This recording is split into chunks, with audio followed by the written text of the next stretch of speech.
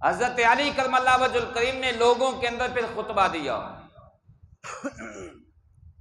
اور فرمایا اے لوگوں، عثمان کو کچھ نہ کہو، عثمان کے بارے میں اپنی زبانیں بند کر لو، عثمان کے متعلق اپنے سینوں کو صاف کرو، جو کام عثمان نے کیا ہے اگر آج عثمان کی جگہ پر میں ہوتا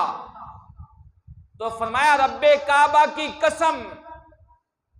میرے پاس بھی اس کام کے سوا اور کوئی چارہ نہ ہوتا، میں بھی یہی کام کرتا جو عثمان نے کیا ہے۔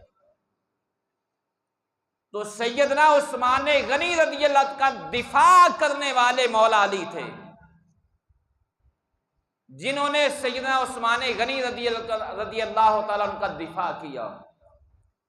اب مجھے بتائیں، یہاں پھر میں سوال کرتا ہوں، کوئی دشمن کا دفاع نہیں کرتا،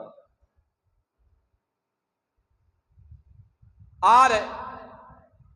پھر مولا علی جیسی ہستی، حیدر کرار جیسی ہستی،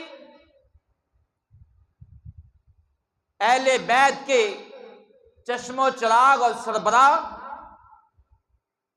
اگر سیدنا علی المرتضیٰ شیر خدا کرم اللہ وجہ الکریم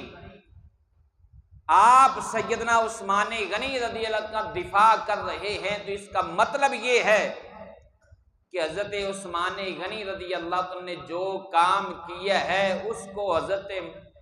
مولا علی کرم اللہ وجہ الکریم صحیح بھی سمجھتے تھے، حق بھی سمجھتے تھے۔